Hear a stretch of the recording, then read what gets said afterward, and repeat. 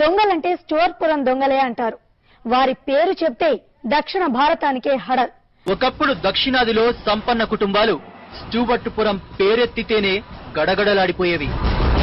కేవలం 5-6 దొంగలు కలిసి గ్రామం మొత్తాన్ని ఖాళీ చేయించి ప్రతి ఇంట్లో నగలు దోచుకునేవారంటే వీరెంతటి సమర్థులో అర్థం చేసుకోవచ్చు.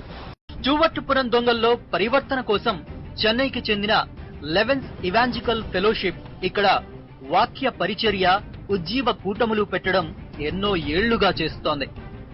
చాలా వరకు మారారని భావిస్తున్నారు. ఒకప్పుడు 100 మంది పోలీసులు కాపు కాసిన స్టువర్ట్పురం గ్రామం నేడు కేసులు లేక పోలీస్ స్టేషనే ఖాళీగా ఉంటోంది. ఇదే స్టువర్ట్పురం నుంచి కానిస్టేబుల్ నుంచి ఎస్పీ దాకా, కండక్టర్ నుంచి కలెక్టర్ గా ఎదిగిన వాళ్ళు కూడా ఉన్నారు. మీకు దగ్గరలోనే స్టువర్ట్పురం ఉంది.